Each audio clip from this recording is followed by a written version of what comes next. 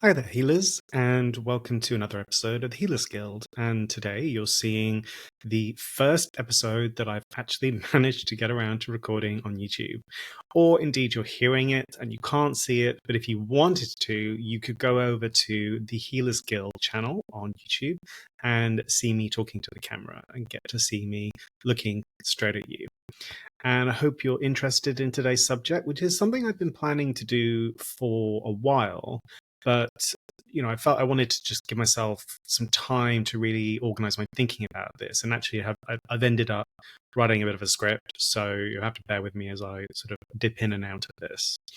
But the topic of today's episode is addictions, compulsions, and habits. What are they? What are the differences between them? And why does it matter that we treat them differently? And the reason I think this is very important is there's two reasons. One, we often refer to pretty much anything as an addiction when we are saying to ourselves, I can't control my use around this. It gets added to everything, applied to everything, regardless of what it is, regardless of how harmful it is. And it's, we are addictionifying a lot of our experiences in a way that is, from a therapist perspective, kind of not very helpful because it doesn't really tackle the questions of what's harming you. And it also doesn't really answer the question of, well, what's going on? Why is this happening?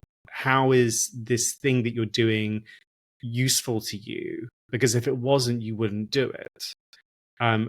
Just classifying things as an addiction, therefore they are bad, is a very simplistic way of looking at how we utilize things in a way that is often intended to be helpful to us, even if the outcome can be quite destructive. But what is often not recognized is attempting to be helpful to us.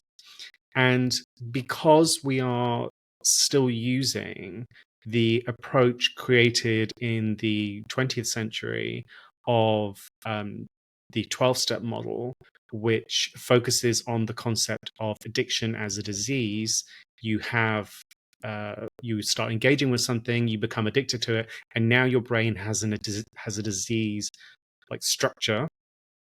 That's the model that AA uses and NA use when they are trying to explain to people like what's happened to them, why it's important for them to adhere to the 12 steps model, that it's the only way to help them get change.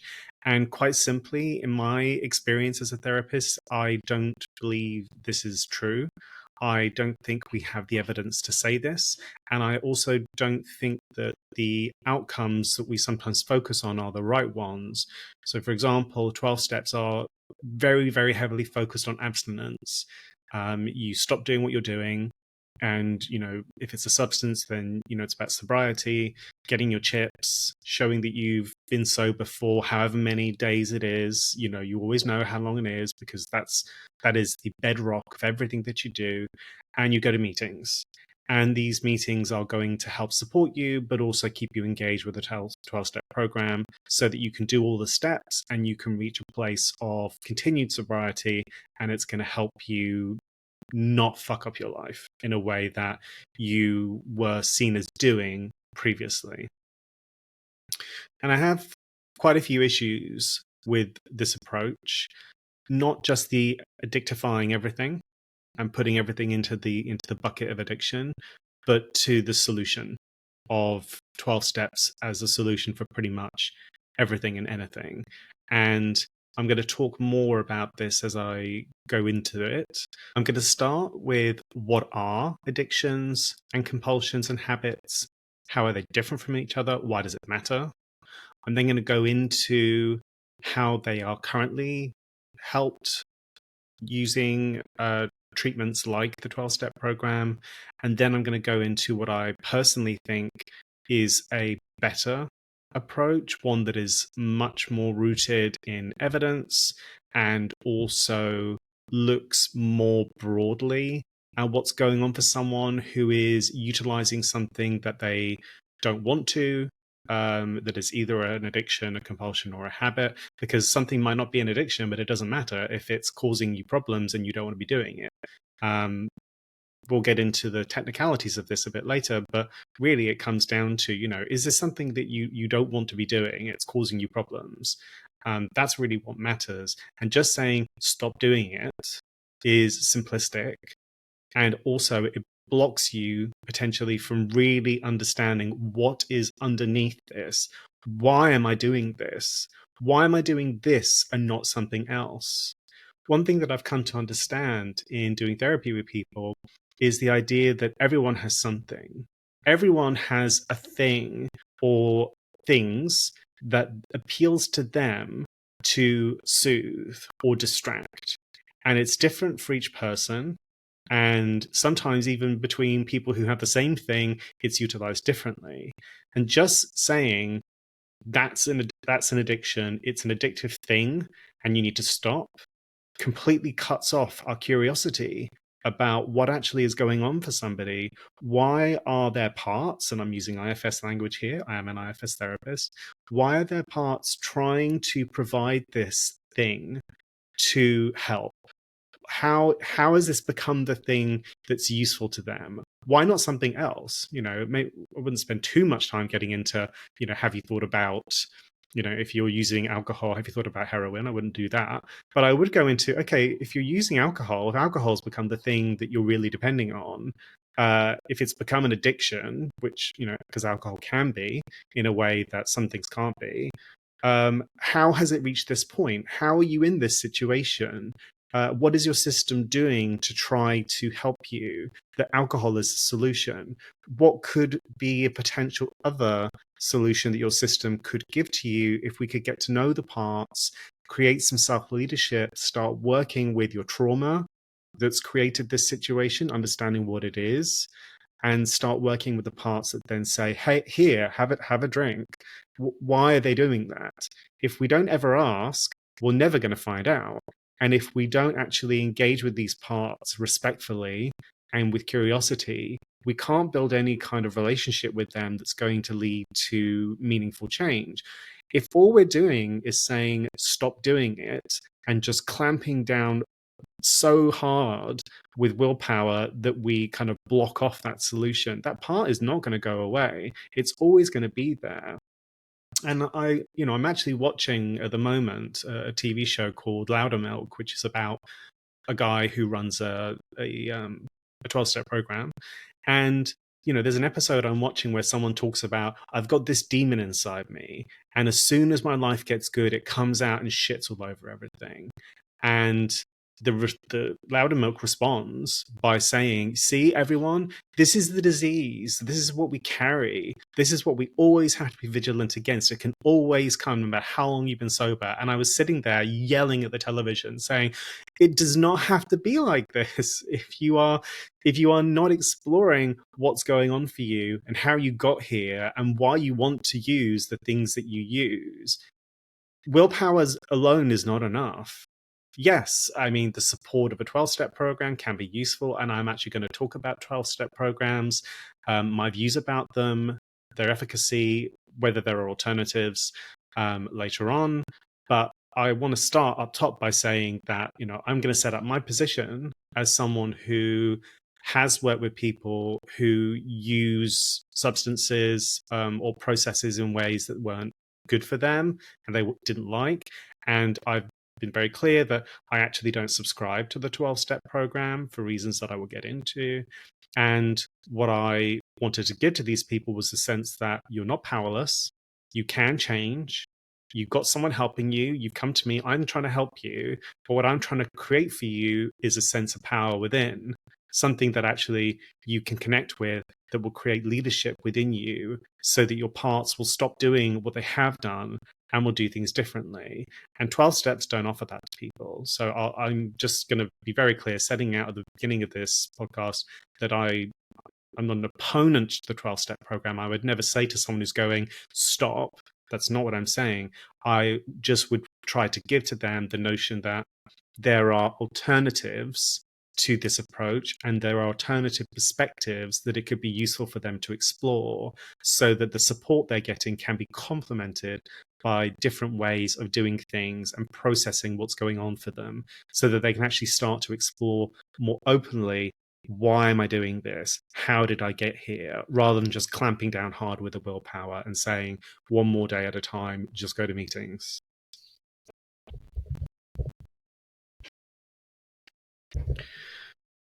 So let's start with, what are addictions? What are compulsions? What are habits? Why are they different from each other? How are they different from each other? And why does it matter that they are? So, first of all, addictions are any kind of substance or process that we use that is harmful and destructive, that we don't want to, that we struggle to cease or change our usage around.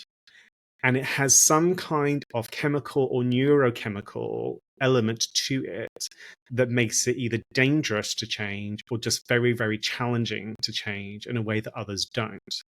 So, a very classic example of this is alcohol. Alcohol is very, very destructive. It has a physiological effect on us. We can get chemically addicted to it in a way that means that if we're having it at a particularly high level, if we try to stop taking it, our body can actually go into a kind of shock where it's dangerous. And you can sometimes need to be really carefully taken off a high dose of alcohol by keep drinking, but sort of tapering off under supervision to stop you actually going into shock. And that has to be understood very differently to someone who has a gambling addiction, who is really like living off the thrill of the neurological kind of dopamine hits that they're getting, where a win is like boom, like that's the hit that they're seeking, or some kind of thrill or excitement around not having control over what's going on, or the prospect of winning big, or whatever it is. But it's not something that if they were to stop doing, they would go into shock and it would be really dangerous for them. That's just not how it works.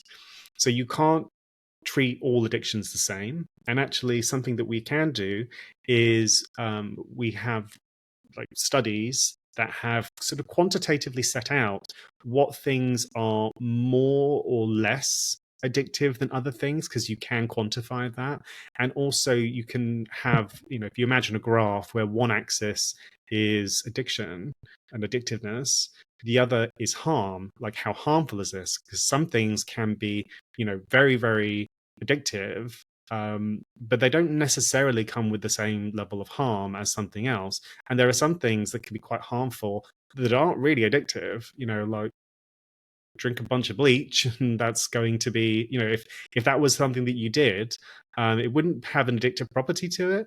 But if you were to be seeing that as a way to, I don't know, if you had some incredibly complex system of like purity and, punishment for yourself, and you're like, drinking a cup of bleach is how I show myself I'm a bad person and I've been punishing myself.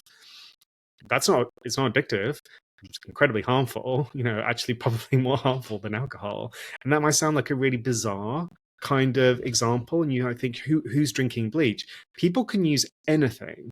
Anything can be utilized in a way that can potentially have addictive properties. But I say potentially because if you don't have the chemical or neurochemical properties to this, and it's not something that if you were to try to change, it would have secondary impacts to your side effects that are difficult or dangerous, and you have to be careful around them, it's not an addiction.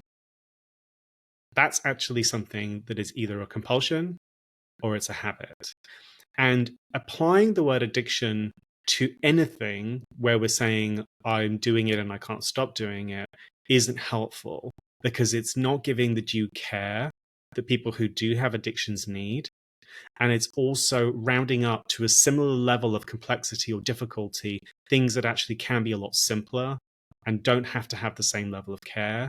Or I'm not trying to say on a problem for a person, because they absolutely can be, but they need to be treated differently. You need to understand them conceptually differently. For example, there's actually functionally not a massive difference between someone who is engaging in an addiction and someone who's engaging in a compulsion. They both contain the prospect or the concept of I'm doing it and I can't stop. So compulsions are generally something that if we're at a point where it's compulsive, it generally is harmful. I mean, not absolutely by definition, but generally. Because if it's a compulsion, then you can't stop. And if you're doing something compulsively and you want to stop and you can't stop, you've got a problem.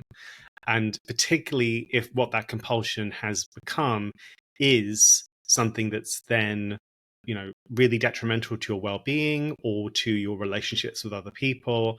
It's the fact that it's not an addiction doesn't mean it's not a major problem. You can actually have things that are more problematic as a compulsion than they would be like something as an addiction. So caffeine is an addiction. Like it has an impact on you chemically, where if you develop an addiction to caffeine, it's really, really bad for you. It really affects you in a very physically tangible way. But if you have compulsions around things that are, you can have a gambling compulsion, for example, that's not hasn't really hit addiction, but it's sort of compulsive. That's probably more damaging to your life if you're spending a lot of money on this that you don't have, rather than actually where caffeine is something that, yeah, it affects you, but you can stop. You can say, I need to start creating boundaries around this because I'm drinking it to a point where it's really, really damaging me, and I'm going to scale back immediately. And you can do that, and you can move through the effect of that quite quickly without any major problems. Whereas with addiction, whereas the compulsion around gambling can be really like quite thorny and complex, and how you then get yourself away from this sort of behavioral relationship with it can be really difficult. And that's why you can't see these as a hierarchy. You can't actually see addictions as necessarily, because something's an addiction, it's more serious than a compulsion or a habit. It really is about the outcome. How is this impacting you? And how much ability do you have to change this? You might actually have a compulsion around something and found that you're able to change your relationship with it to a degree, but you still can't stop. And that's where, you need to get help. So what are habits? Habits are something that you're doing that is non-conscious. There isn't real conscious thinking or deciding around what you're doing. It's kind of just happening. And you also kind of can't stop, but it's more in a way of, I can't not do this. Rather than I have to have this. If I don't have this, it's unbearable. It's more a case of, oh yeah, I always have a glass of wine at the end of the workday. I just have a glass of wine. It's fine. Oh, I just like to have a bit of pot, when I'm playing computer games. Or yeah, I like to just scroll on my phone or do TikTok for a couple of hours in the evening. You're not seeing it necessarily even as a problem, potentially. But the fact that you are doing it in a way where, if I was to say to you, okay, I'd like you to not do that today. I'd like you to not do that for a week. Can you do that? And if the answer is, I'm not sure or no, then you have a habit. And that habit is not necessarily as destructive as compulsions and addictions. It can be something that can be quite low level, but you are still dealing with something that is soothing or distracting you. And there is something going on there that if you don't investigate what it is, you don't actually have the ability to change it. Again, using like the internal family systems sort of perspective on this, if you don't know what the parts are that are trying to provide you this distraction in the first place, you're just going to keep doing it because as soon as the workday's over, that part's popped up and says, wine, my lord, and you're like, don't mind if I do. And you've had wine without really thinking about why you're having it, whether you need to have it, and the fact that you've had wine every other day this week. And actually one glass of wine every single day in a week is quite a cumulative amount of alcohol that would be considered by a doctor not good.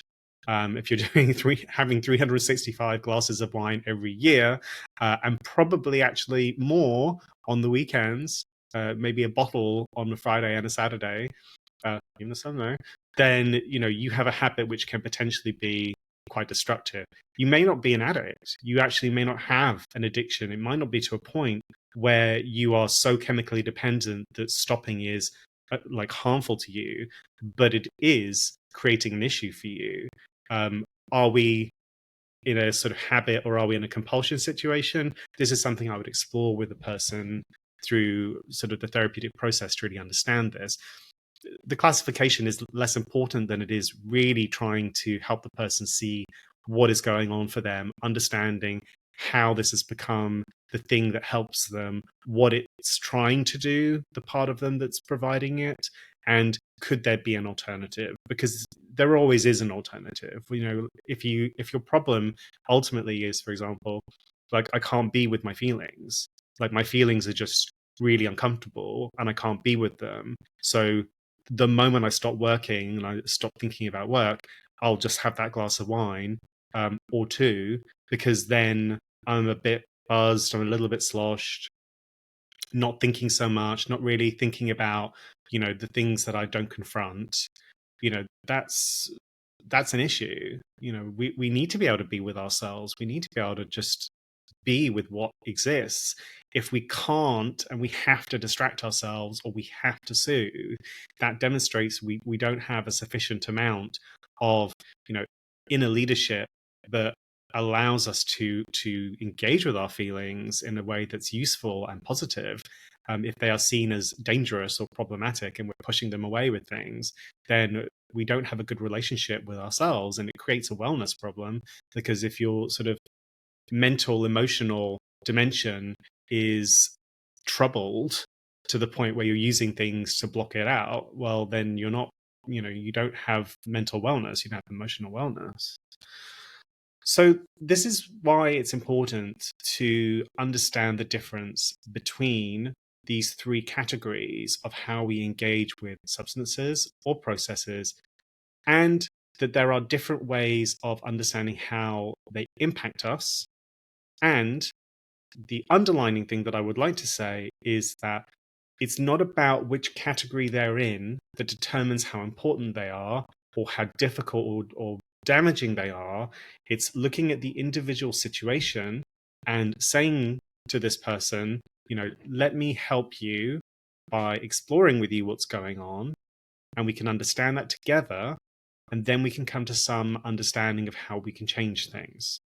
It's not about slapping a label on it and then saying, here's the treatment protocol, because that will miss the idiosyncrasies of the person and it will start becoming dogmatic. And this is what I will be addressing when I get into my discussion about 12 steps and why I personally don't think they are the right way to give people the solutions to the problems that they're bringing. So I'm going to talk through now some examples of what are things that can be, potentially addictions, compulsions, and habits, and why they're not one of those things. So I'm going to start giving you some context to these things so you can understand what it would look like in any one of these different categories, and why some things can't actually be some of these things, particularly addiction. So alcohol, as I've mentioned, is highly addictive. It's a drug. It's very, very addictive. If you start utilizing it, it's very easy for your system to start becoming quite dependent on it, and to really call out for a drink. This is why you can have people saying, "Oh, I can murder a pint," or "I could really do with a glass of wine," and that might actually only be partially about what's going on for them psychologically. It might just even be like their body's really craving it. So that has to be understood as a more complicating factor of someone's use of alcohol. However, you may be in a situation where you're actually doing it compulsively. You are compulsively using alcohol. It's something that you use in a way that it's very reactive. Something bad happens, and then you turn to alcohol, but you're not doing it to a point where you're, for example, blacking out or throwing up or anything like that. It's just the relationship isn't good. And if I was to say to you, stop using alcohol to soothe or to distract, you wouldn't be able to. You would be like, no, you can't take that away from me. I need this. That would be what an alcoholic compulsion looks like. And then, like as I mentioned, the habit is where it's part of your routine. It's something that you do, but it's something that you don't have conscious awareness over.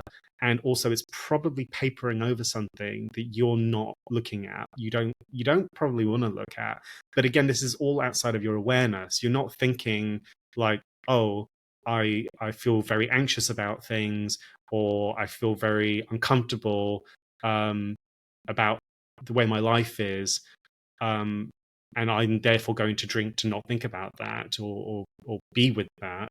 It's just happening. It's just unconscious. If that's going on, then you don't have a sufficiently developed amount of self-leadership where you're willing to welcome the parts that hold the difficult feelings, or say to the parts that are trying to smother them with the alcohol, hey, we don't have to do that.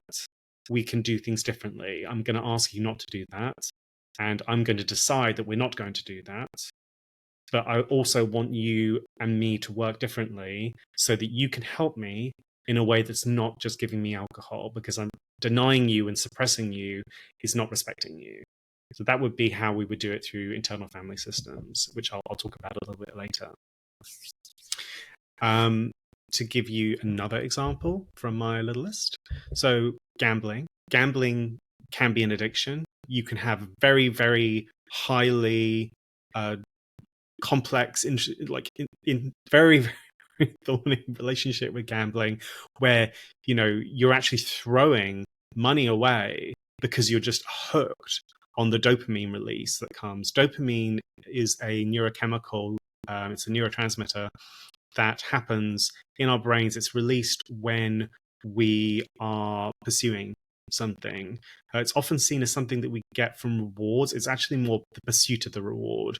So we have studies that show that dopamine is being released as we are attempting to get something. It's not get it reward. It's pursue, and as part of that, hopefully get. But gambling is a great example of where we don't always get. People can be sitting there hooked in the process of hoping to get it, but they don't. And actually, I remember watching a video where two Australian guys, Boy on YouTube, they were talking about gambling in Australia. And you have, it's legalized there. You have lots of casinos, and they have sort of older people who just have quite a lot of disposable income. And they sit there on these slot machines. They call them pokies, and they're literally just pressing the button, pressing the button, pressing the button, pressing the button, pressing the button. There's no strategy, really. You're just pressing the button. And they talked to one of the managers of the casino, and they went down to the sort of the basement at one point, and there were all these chairs, and they were like, why do you have all these chairs? What's going on? And he says, oh, these are replacements for when people shit themselves. Because they'll literally be sitting there so long that just go past the point where they're like, oh, I better go to the toilet. They're so hooked on pushing that button that they cannot stop. That person has an addiction. Like, to try and take them away from that would be like cause them psychological and maybe even a bit of physical pain. And you need to help that person differently to someone who has a compulsion or a habit. A gambling compulsion would be someone who again, can't not do the thing that they're doing, but it's not so sort of I'm not sure how to express it, but the person sort of pushing the button and the person who regularly goes to the casino or regularly does the races or regularly does the scratch cards, they're not quite the same, because the person with the compulsion is able to probably go for long stretches of time without doing it. But again, if I was to say to that person, don't do it, could you show me that you can't do it, the answer would be no, if they were being truthful, or yes, but then ultimately they couldn't. That would be the compulsion. They actually can't stop doing it. And then a habit around gambling is, again, it's where it's not actually necessarily causing you major harm. Maybe this is like every week I do a scratch card, or I like to go, every payday I like to put £100 on, the horses. It's a habit. It's something that you do, but you don't really think about why you're doing it. How is it that you're doing this? How and why are you doing this? What is this giving you? And the person will probably say, "Oh, it's just a bit of fun." I'm like, "Is it? Is it though? I mean, like, what do you get from this? Like, is this something that you're like you've managed to find some form of gambling where you can always get money out of it? If you can, it's not gambling. So I don't really understand that. So yeah, like that's something a bit, you might want to look at what's going on for you here. But they don't have in this situation a compulsive or addictive relationship with gambling. It's just a habit they've gotten into, and they're not thinking about what they're doing. To go back to my list briefly, um, computer gaming. So we've had for definitely, I think over 10 years now, 10, 15 years, the idea of gaming addiction. And that's also, since we got smartphones, that's also spread out into the kind of gaming that you have on smartphones, which actually can be or can border gambling in the way you are sucked in. Those games are designed by psychologists who know exactly how the brain works and exactly what things to do that will trigger the behaviors to get you to engage more and to spend money. So, that actually you can 100% be addicted to those things. You can also be addicted to gaming in a way that's a bit different, where if you I actually know someone who went through this. If you kind of lack purpose or a sense of agency in your life, and you don't feel that life is very fulfilling, and you are struggling to connect to your own sense of purpose, then gaming can be really rewarding, because you can either distract with games that are quite non-thinking, you just play them a lot. The YouTuber Noah Samson has talked about his use of League of Legends to just kind of distract and take away from procrastination, and that's very challenging. It's very hard. You can also get engaged in games that, if you put X amount of effort in, you get Y amount of effort out, Y amount of reward out. And a game like, we used to have World of Warcraft. I mean, it's still around, but people don't play it, I think, quite as much. But, you have Mamorpagas, where you can go in and you can just grind and grind and grind and grind and grind. And, you put in time and effort, and you'll get very tangible rewards that give you skills or levels or, loot, in a way that you can do the same thing in life, but it's much, much harder. And depending on the kind of life you have, you are probably not going to gain the same easy rewards as you can in a game. And these can be very alluring to people who don't feel empowered in their lives, maybe feel alienated from their own lives. And a lot of sort of gaming addiction is just framed as, oh, the game itself is addictive. And it's like, not really, because I don't play them more because I don't find them interesting, because they are relying on a way of engaging with them that I'm just simply not interested in. There are other games I play, and I do like gaming, but for me, it's just filling up some time.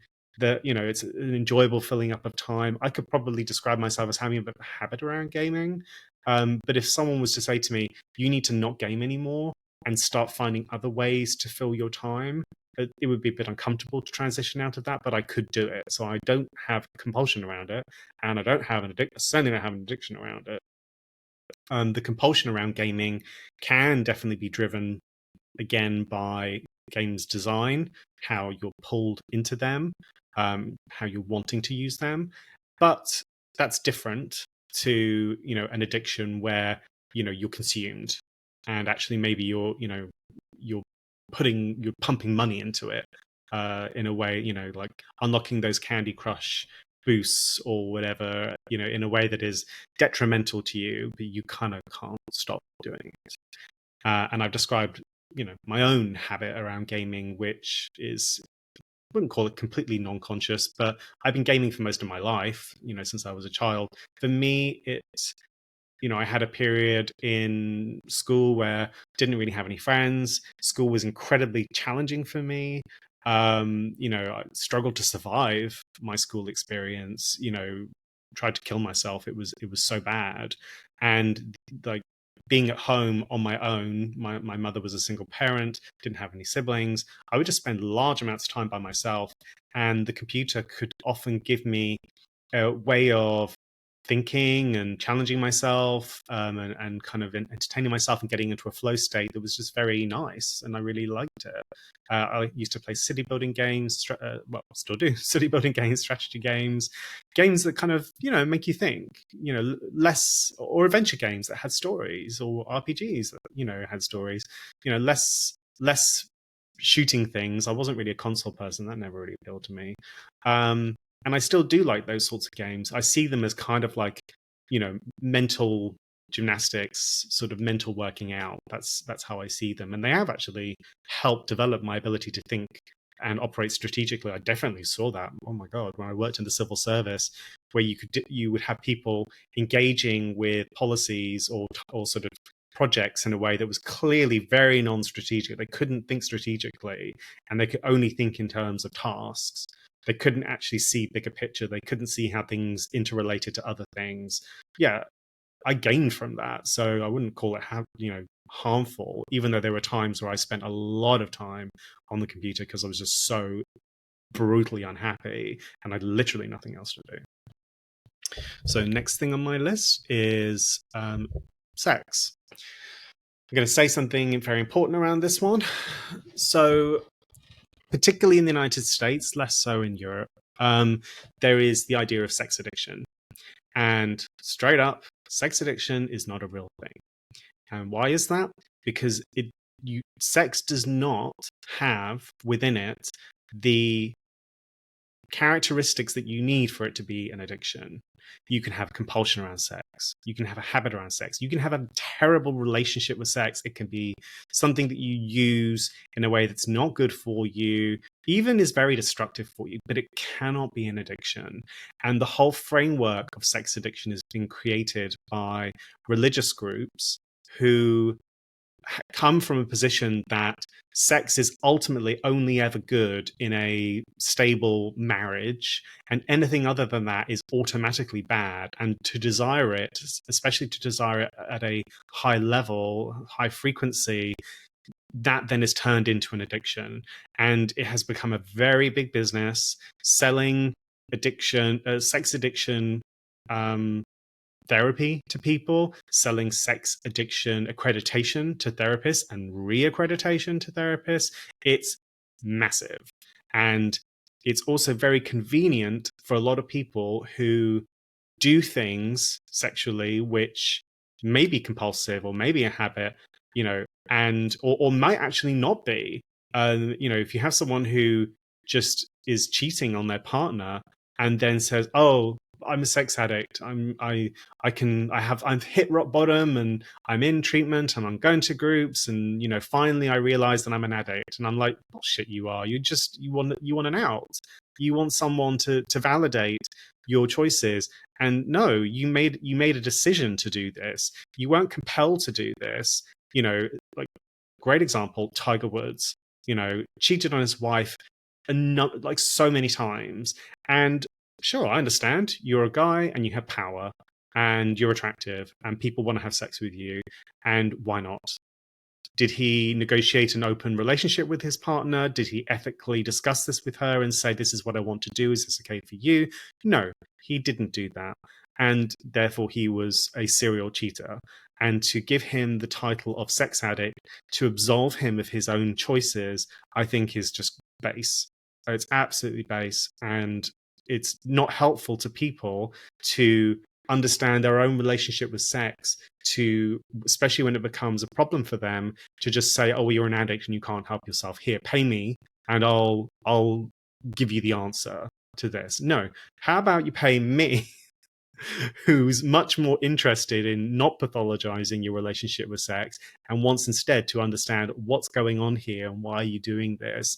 And you're not an addict, you're quite capable of not having sex, but it's come to mean something to you that's useful to you and serving a purpose for you. You can have a compulsion around sex. You can have bad habits around sex. It can be bad for you, but it cannot be an addiction. And I refer you to the book, The Myth of Sex Addiction by Dr. David Ley, who talks at great length about everything I've just said. You know, I had him on one of my earlier podcast episodes. He's fantastic. You know, if you are someone who is skeptical of what I'm saying, read that book. It will change your mind. Next on the list, I have work. Ooh. Well, in our culture, I mean, what's the problem with wanting to work, 80, 120 hours a week? I mean, surely that's fine, right? Isn't that the sign of that we're a good person, that we have moral character, that we're grinding, that that's what we're all supposed to want to do. Um, well, in our culture, which is very heavily based around striving within a capitalist system to serve the needs of people who employ us and often don't give us a fair bargain in terms of the exchange of our labor for what we give to them in terms of producing productivity and giving value to their assets. Actually, it's really often not in our interest to want to work very much. And I also will refer to Noah Sampson again. He did a video recently talking about laziness, and there's a whole socialist perspective on laziness actually being socialist perspective. We shouldn't have to work more than is necessary to sustain ourselves. And in fact, why should we have to work to not starve at all? That is a bargain that has been created between us and the employers so that they can have all the wealth and we don't get to have very much of it. I'm not going to go off onto too much of a socialist tangent here, but that ultimately is something that happens. That imbalance. You can't have an addiction to work. You can have a very strong compulsion around work. You can have habits around work. These can be bad for you. They cannot serve you. You can actually be using that to, distract or soothe around your feelings. As if I'm working, I'm a good person, or I'm showing my worth because I fundamentally believe I'm worthless. That's your trauma. Or it's distracting. If I'm at work, then I'm not thinking about how I feel. That's how it plays out for most people. Seeking relationships. Again, depending on your trauma profile, that can be a compulsion or it can be a habit. The compulsive nature of seeking relationships can be for some people just, I don't feel good enough within, I just feel not good enough, and I really need to have someone else give me that sense of validation and wholeness that I can't feel in myself. And you can seek either lots and lots of short-term relationships or just go into relationships that aren't very good for you and actually are not very healthy, but they're there. And whilst you're in them, you feel, that's giving you what you need, rather than looking to the self, which has all you could ever need in the form of giving you what you need in the form of esteem or the sense that you are worthy, that you are good enough. That can come from within. It does not have to come from another person. But that idea is quite foreign to a lot of people who were very conditionally raised to look for approval, or who just weren't ever taught, that they were good enough. Tons of people come out of childhood into adulthood with attachment styles that are either anxious, where they're seeking from other people to say I'm good enough, or avoidant, where they are scared of it and they're avoiding it because it's not safe. So this idea of wholeness and connectedness to self is not there for a lot of people. I mean, for the majority of people, unfortunately, I have to say. Next on the list, weed.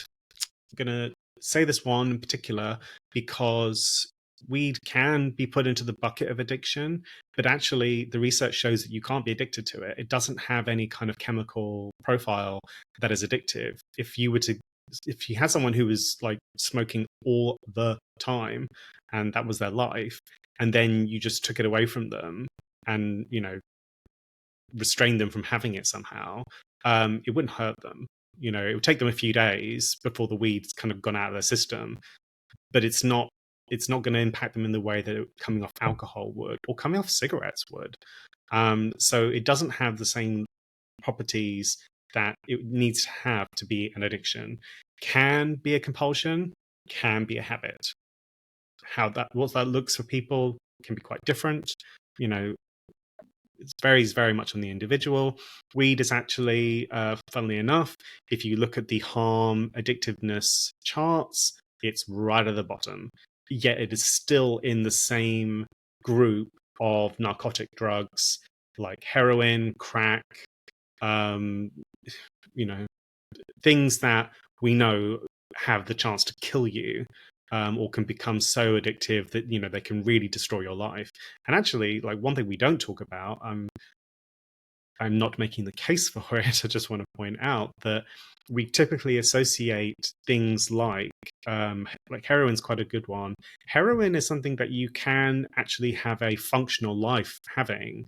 There are countries that have policies around um, like medical treatment using heroin, where it's been established you have a habit around it, or you have an addiction to it, and rather than putting on methadone, which actually has a lot of side effects and is a very difficult drug to use instead of heroin, they just instead say, okay, well, you'll come to an injecting room twice a week and you'll get medical level heroin that's not cut with who knows what the fuck, and they can have functional lives. Because what's associated with heroin addiction as the sort of breakdown of your life and turning to crime and everything is about the illegal nature of it, and often what's mixed into it that makes it very dangerous.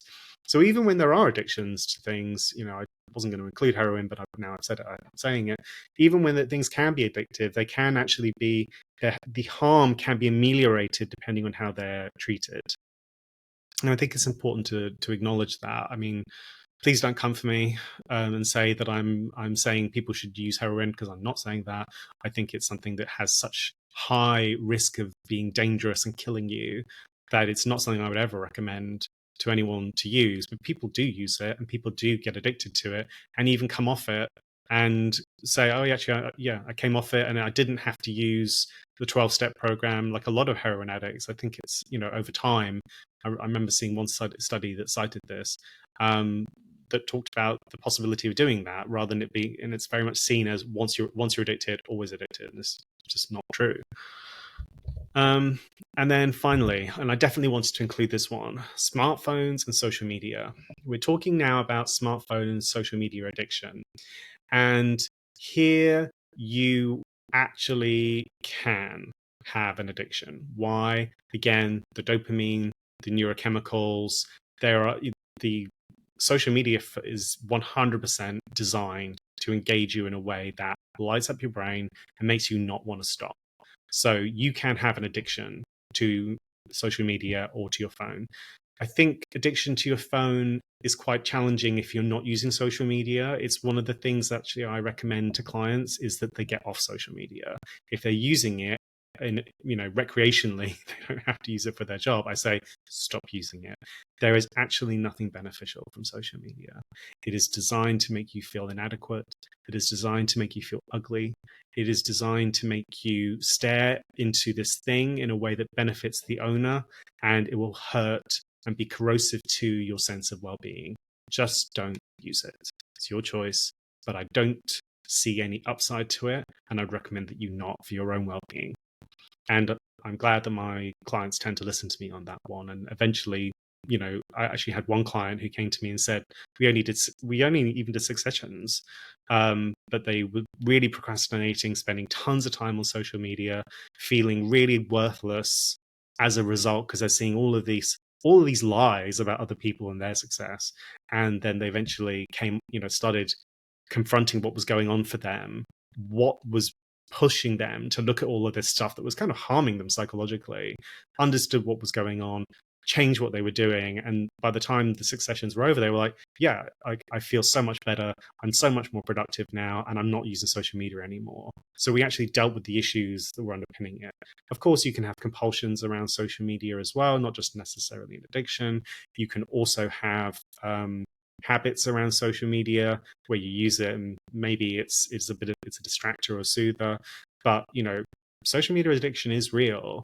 It's just that not coming off it is not going to hurt you in a way that coming off alcohol is going to. So what do we do to help ourselves when we find ourselves in that situation? How do we deal with addictions and compulsions and habits? Well, one of the major ways that we help people currently, especially with what is classified as addiction, even though sometimes it shouldn't be, is 12-step programs. And you'll see these in the form of Alcoholics Anonymous, Alcoholics Anonymous, sometimes Sexaholics Anonymous. Again, I told you why I think that is bullshit, and I maintain that. But the 12-step programs, they were created in the 20th century, and they rest upon the principle of the diseased brain. Once you have an addiction to something, once you start using something addictively, your brain becomes diseased, and it will always be diseased. You are now an addict, and you will always be an addict. It doesn't matter how long you are sober for, you are ultimately an addict, and that does not change. That is the framework, the conceptual framework that the 12 steps use to understand addiction. Again, I'll be very, very clear. I do not agree with that. And I will go into details. I will unpack the details around this a little bit later, but let's just keep going with what's happening there. 12-step programs get people to go to meetings. They get people to do the 12 steps. There is a big focus on abstinence and sobriety. As long as you are abstinent, you are sort of seen as achieving things.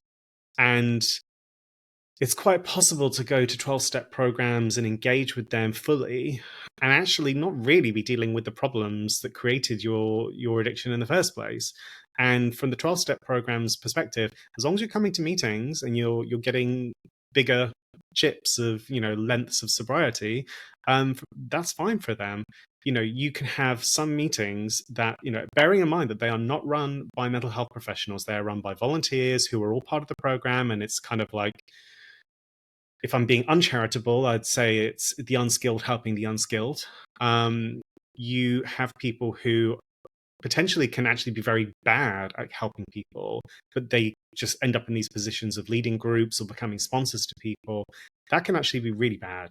I've worked with a client who, was going to AA, and some of the stuff that they told me that was going on there, what was happening in the groups, what their sponsors did in the forms of helping them, and I'm using air quotes here for those who can't see them, was horrific. Absolutely horrific. The kind of thing that any therapist would just like balk at, because it's so judgmental and just non-therapeutic to do that to people. And I'm going to go more into like what's going on here for me as my problems with this. First of all, the disease model is wrong. Not morally, I don't agree with it. It's just actually like scientifically wrong. The disease model is based on the idea that the brain becomes diseased due to addiction, and then you're an addict. But actually, that's not true. We now understand the concept of neuroplasticity, and that means that the brain is constantly shifting and changing. New synapses are being made, and old ones fall away, depending on what we do. Now, habits, compulsions, and addictions create pathways in our brain where we're constantly going down them, or we're kind of, our brain is channeling us down to go down them because they have served us. They're serving us in the outcome that they're giving to us, even if they're destructive, even if they're maladaptive. That's what our brain wants to try and do because it's always done it. And what the disease model doesn't recognize, or refuses to recognize even, is that can be changed. You can engage with types of therapy, particularly something like IFS, which is very about changing brain structure through the work, where you can start changing, especially if you recognize why I got there in the first place, changing your behavior and making your brain then a different structure, which is no longer the one that was making you engaging in addictive or compulsive or habitual processes. I would not necessarily say to somebody who has come to me and said, I feel like, I've got an addiction to something. I wouldn't necessarily say to that person, oh, it's fine, you can just carry on doing it.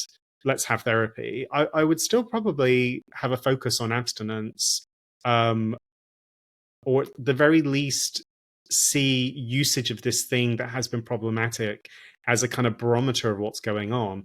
But it wouldn't be like my sole focus. My sole focus would be like, what's going on? What's happening underneath the hood? What's the trauma profile that's led to this way of like coping with things?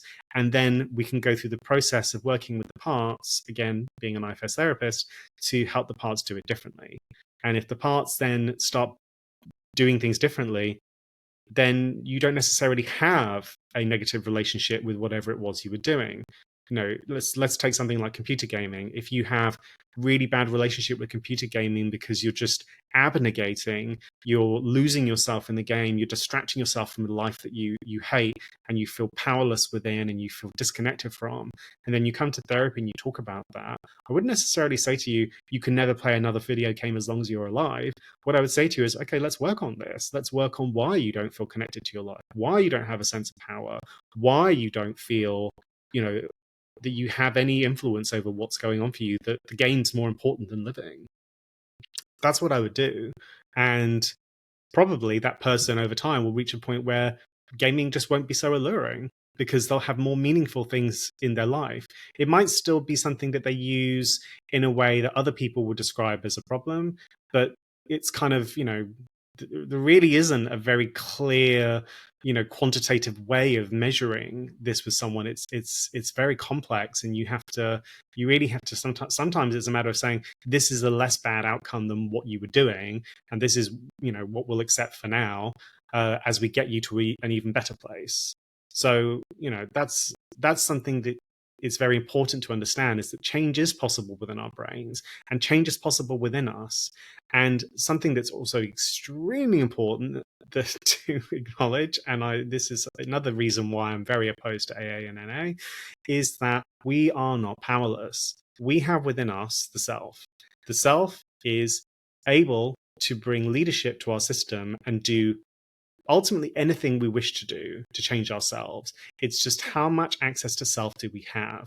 If someone is in a pattern of huge addiction, compulsion, habit, and their self is very likely not present. It's very obscured. And that is a system that is not self-led. Once you start developing self-leadership, you can move away from those behaviors. You can actually engage with the power that you do have from within until you are a place where you are self-led, you have all the executive functions you would need to stop reacting to situations. Having a bad day will not make you hit the bottle because you can choose to do something different, or you can engage with the feelings and actually process them so that you don't have that desire in the first place. You do have the power. And I'm sorry, AA and NA proponents, you're wrong. You are wrong to tell people that they don't have the power to change themselves. They can't do it by themselves. If they're in a place where they're like, I'm not happy, I'm doing this, it's destructive, and I can't change, I'm trying and I can't, they need help. But if they get help from someone else, particularly a therapist, they can change. And that power is within them. They just don't have access to it. No, you cannot tell someone they're powerless. That is, from my perspective, unethical and immoral to do that, to take that away from someone and put them into a process where you tell them, we have the answers, you don't have them, and you are just going to have to engage with our meetings for the rest of your life. And if you don't come to our meetings, you will never have a healthy, good, balanced life. That is itself an addiction to the 12-step program. It is a dogma, and it is not rooted in evidence. And actually, I found a 2013 piece of research. It was a sociology and sort of aimed at social workers, looking at the efficacy the structure, utilization, and efficacy of 12-step programs. And it just didn't go into too much depth about it, but it did make the point that they actually had as a success outcome within the research sobriety, abstinence. Like I said, depends on what the situation and what's going on there, whether that's success for me. But engagement with 12 steps programs were not actually necessarily seen as the cause of success. They correlated, but they weren't necessarily the cause. And 12-step programs take a lot of credit for things that I don't think that they should. And I also think that they can set people up to live in very miserable existences where people have to define themselves as an addict, which is a horrible, horrible label to put onto yourself, to say, I'm powerless, I'm an addict, and I always will be. You are dooming that person. That person then lives within a nightmare of never feeling like they will ever have true balance, wholeness, and happiness in their life. And I cannot in good conscience support something like that. If I sound like I'm getting a bit angry about this, it's because I've heard some of the stories that my clients have told me about those programs, how they didn't help them, but I was able to help them. And it frustrates me that this is something that, like, courts will order people to go to AA and NA, and they often are not helped by them. So I'm just going to say, in conclusion, what are the solutions? Well, like I said, therapy, not to be a shill for my own profession, therapy is frequently the way you're going to help yourself. It's the way you're going to help understand why I'm doing this. Understanding is so important. If we can't be curious about what we're doing, we will just fall into a dogmatic way, like the 12 steps, where we're like, well, just as long as you're not doing it, then you got a handle on it. You don't understand. If you don't understand, you can't actually really change what you're doing. And if we don't then change what we're doing with some understanding, then it's just going to be willpower. And willpower is finite. You will have a situation where your willpower is challenged and it's too much. And actually, even within Loudermilk, one of the episodes I watched, it was heartbreaking because one of the characters who's in the group, like, has a situation that causes him to have a lapse. He lapses really hard. We're talking like getting drunk and like vomiting into the toilet and rolling around crying on the bathroom floor, humiliating someone he cares about in the process. That's someone who rightly gets angry at the group and says, I've been coming here and this is not working, this is not helping me.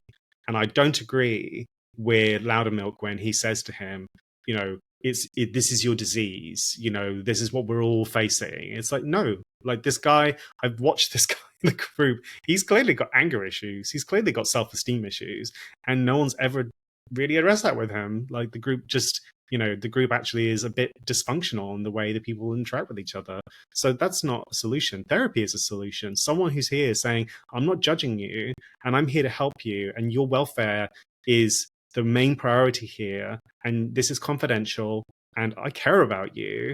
That is something that the person probably hasn't had or didn't have in the way they needed it.